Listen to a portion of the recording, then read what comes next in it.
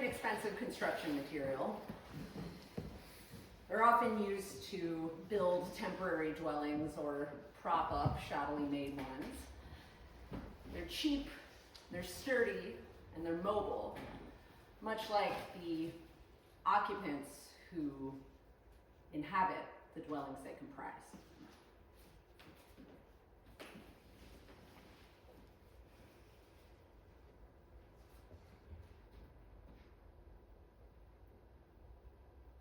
What does it mean? What does it mean to go back? What does it mean? What does it mean to not want to go back? What does it mean to return? What does it mean to be forced to return? What does it mean to return from exile? To be re, to be ex. What does it mean when your voice is just an echo, bouncing off the walls of empire? It hurts, but I will carry it. It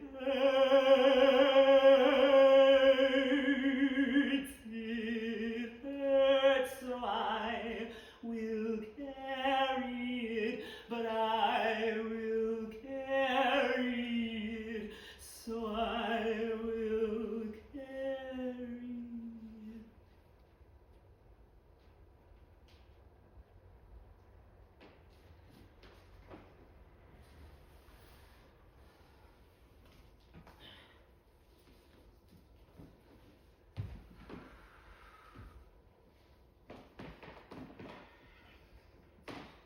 In 1915, after years of genocidal actions against the Armenians, the Ottoman Empire began its mass exterminations, marching 1 million of us to the Beirut desert in Syria.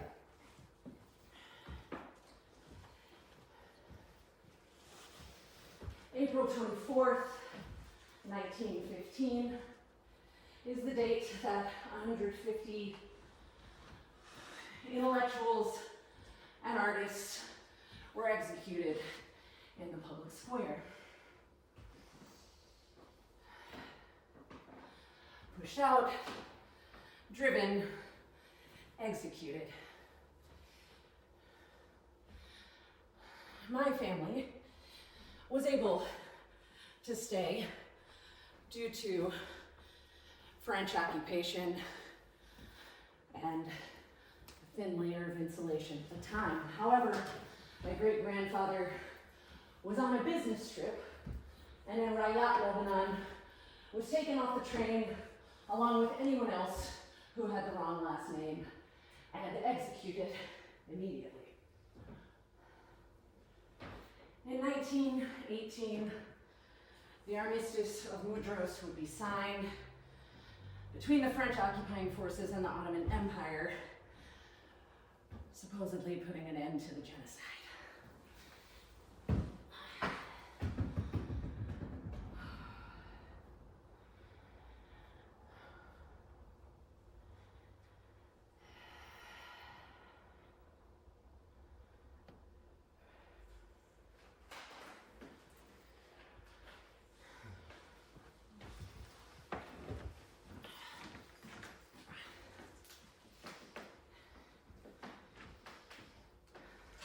However,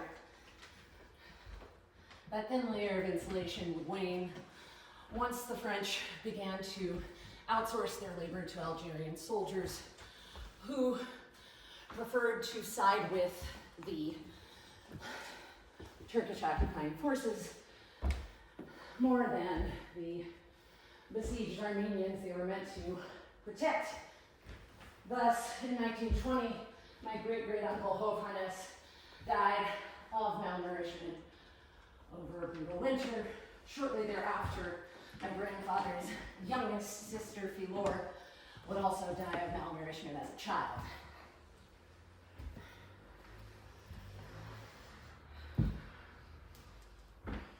In 1921, the supposedly failed Treaty of Cilicia, Cilicia being the name for the historic part of Armenia where my family is from, was signed and declared failed a few months later by the French.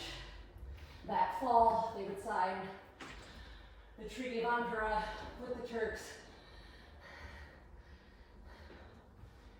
effectively signing off my family's historic ancestral land.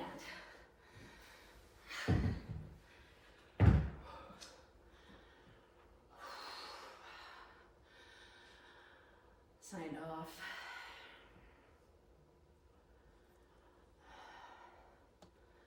Failed.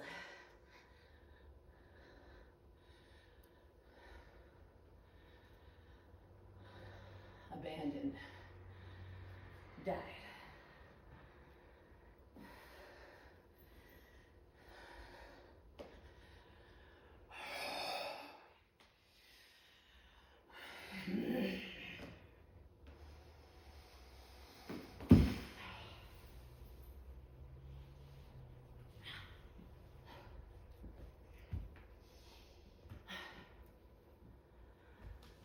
So, over the winter of 1921 to 1922, my grandfather, his surviving sister, his two brothers, and his mother would board covered wagons and temporarily resettle in Iskandarian Turkey. In 1923, they would semi-permanently resettle in Beirut.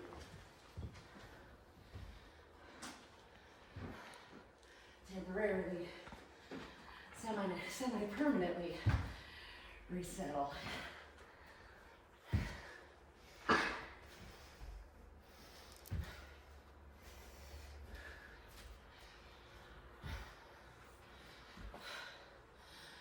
My grandfather would live out the remainder of his childhood and grow through adolescence into adulthood in and around Beirut. The Armenian Revolutionary Federation would eventually blacklist him when he became an educator because he was not interested in assimilating to communist Russia. So he would have to find work in Tripoli, Latakia, Syria, and other areas.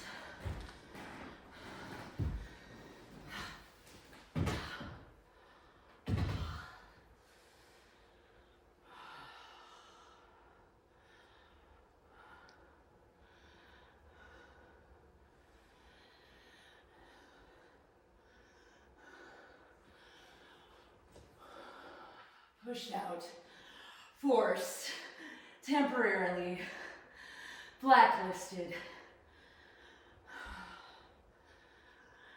At this point, having been expatriated and repatriated and expatriated and exiled.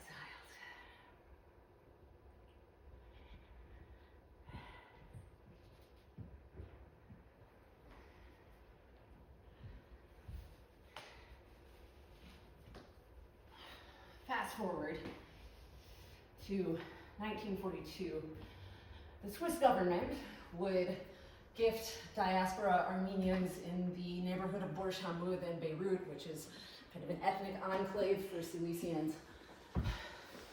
small tracts of land with small buildings on them, with the understanding that tax would eventually be paid, strings attached. In 1950, the family would build another small dwelling on that land where my father and uncle would be born and grow up, where my grandparents would survive the Lebanese Civil War from 1975 to 1991, and where my uncle would develop his artisanal craft of jewelry.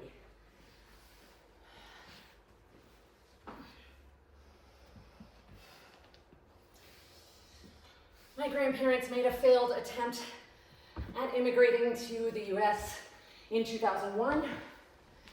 My uncle followed with another failed attempt in 2006, the summer the IDF invaded Beirut, at which point he had to get back into his own country by bribing military officers in Syria.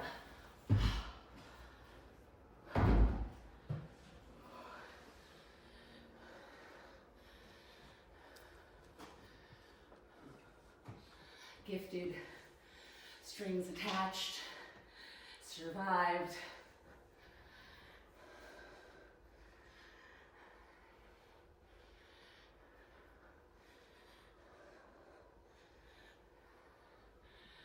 Failed attempt.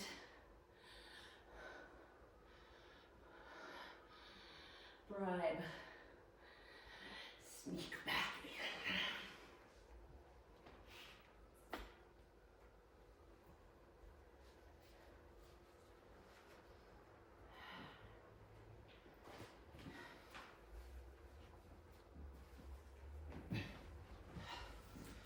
In 2015, I would make my first visit to Beirut. In 2017, in an act of de facto eminent domain, the Armenian Revolutionary Federation would have raised the taxes so high that my family could no longer pay them. So they sold the land at $1,000 per square meter. The buildings in which my father and uncle were born, in which my grandparents survived the war, and in which my uncle developed his craft, would be razed, and the Federation would build luxury condos for expats that they would rent at twice the cost.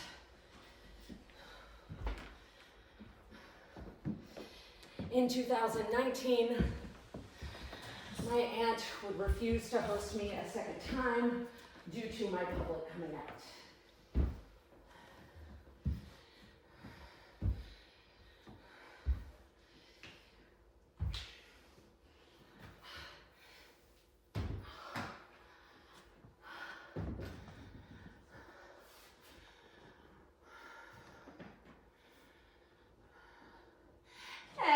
Eminent domain, forced out, raised, once again in exile, refusal, X'd out.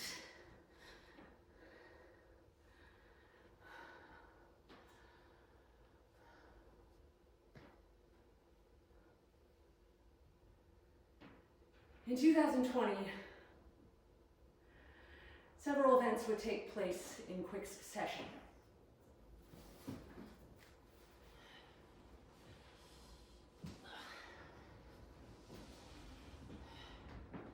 The Port of Beirut explosion in August of 2020 would plummet Beirut into further economic and social disarray and worsen the COVID-19 pandemic health crisis. My cousin would decide to emigrate to the US, telling only my father, as she was not allowed to speak to me at the time. Also starting in 2020, Azerbaijan would begin what is known globally as the Second Nagorno-Karabakh War, what is known to Armenians as the Artsakh genocide, in which several people were once again driven from their ancestral lands, and several UNESCO World Heritage Sites were left in ruins, including the city of Stepanakert, which continues to lie in ruins today. The war would last until 2023. During that same time, but in a year unknown to me, due to estrangement, my cousin would use the remittances she would gain after completing her successful immigration in 2021 to fund her mother and father's, my aunt and uncles, and her sister, my cousins, moved to a studio apartment in Yerevan, Armenia, which was already run over with refugees from its own country.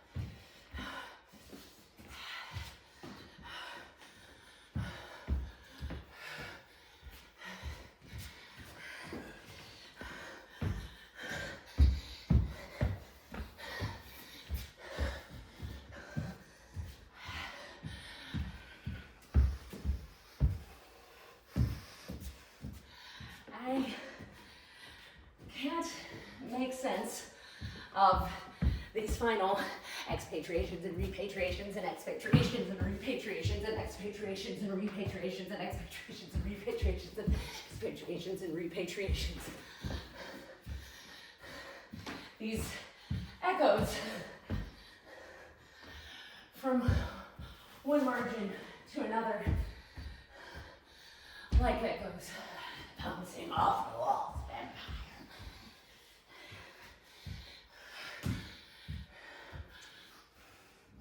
I can't imagine what it must feel like to have to resettle one more time after generations of genocide and war in a place that you never thought would define you in the present, but only in the past. You see, even my aunt and uncle never wanted to move back. They'd never been there before. I can't imagine what it's like for my cousin to be in the nexus of empire, the suburbs of San Francisco, of course. Only because that's the only place she could get the capital in order to support her family. Where is center? Where is center? Where is center? Where is center? Where is center? Where is center? Where is center? Where is center? Where is center?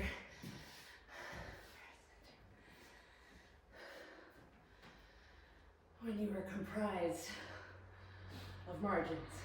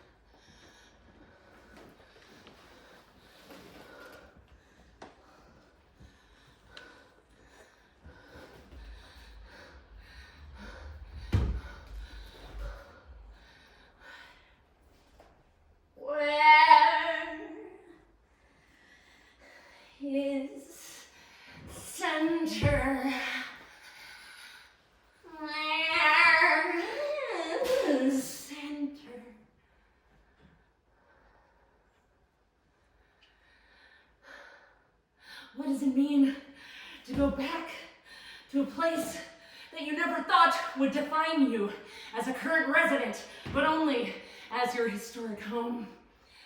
What does it mean to go back to a place that is not the nostalgic dream you were taught it was in school, but instead is forever altered by the violence of empire. What does it mean to go to a place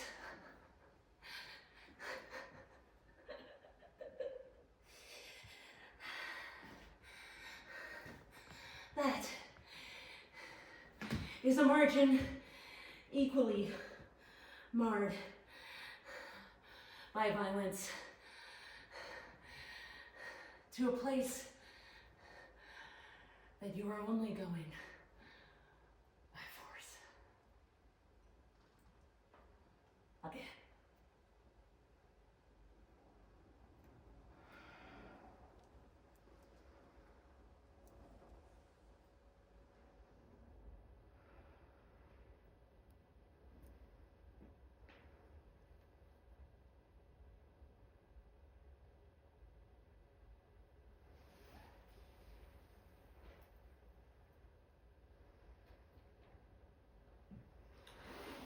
Azeri bombs, our Israeli bombs, our Turkish bombs, our American bombs, our Azeri bombs, our Israeli bombs, our Turkish bombs, our American bombs, our Israeli bombs, our Azeri bombs, our Turkish bombs, our American bombs, our Azeri bombs, our Israeli bombs, our Turkish bombs, our American bombs.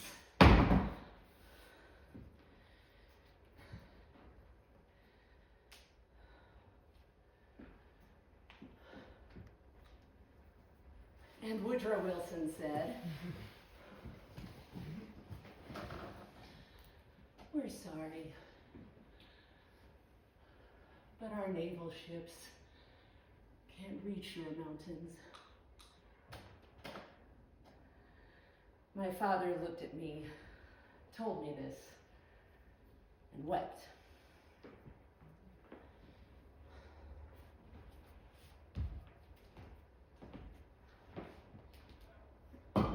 He said, "And so we lost our home. And now, I say to you,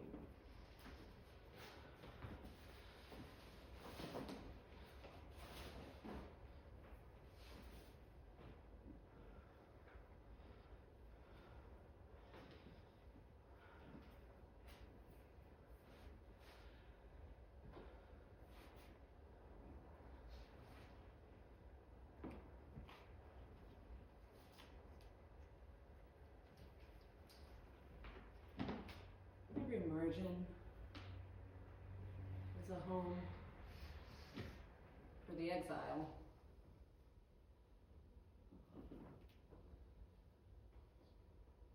For no home can be true.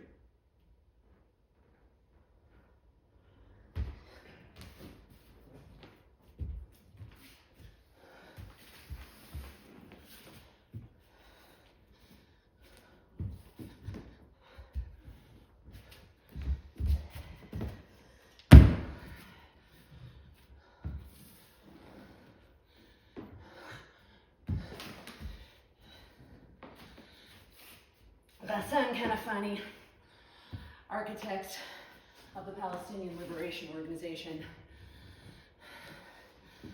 writer, journalist, once famously said, "The Palestinian prefers to die standing." Once, while my father was relating to me all these endless expectations and repatriations and expectations and repatriations and expectations and repatriations and expectations and repatriations, he kind of stopped offhandedly and said, "Yeah, I mean, Armenians were stateless, kind of like the Palestinians." What does it mean when you don't get to make decisions over your own homeland? When you're under the supposed parentage of empire that has your best interests in mind? What does it mean when even if you did get to make those decisions, it would only be for about 22% of what your ancestors originally had access to.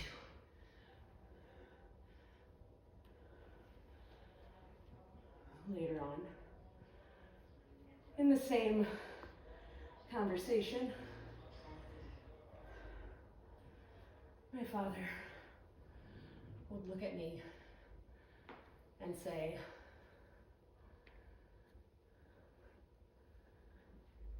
the Armenians had a cause, kind of like the Palestinians. And yet, so many people in Lebanon would say that they got what they deserve, that it was okay, that they were second-class citizens in a country they had been resettled in for several decades. It was okay that they couldn't vote, that they were still in camps.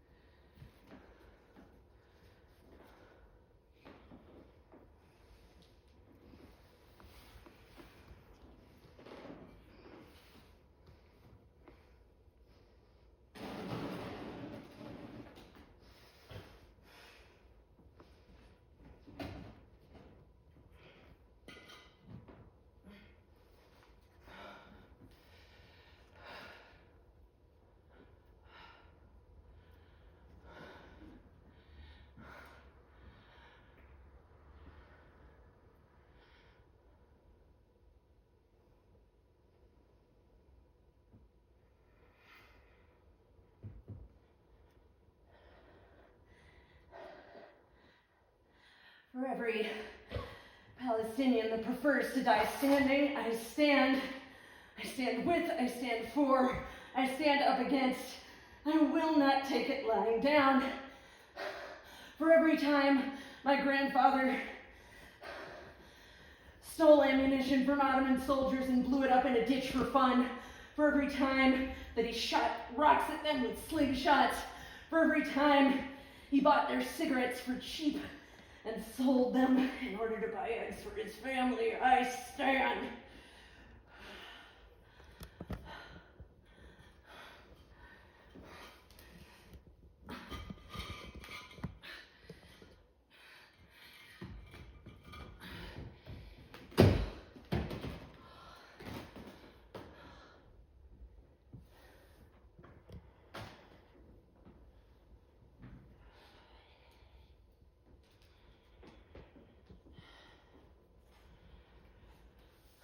For the echoes of these stories bounce off the walls of my heart, louder than the echoes of empire.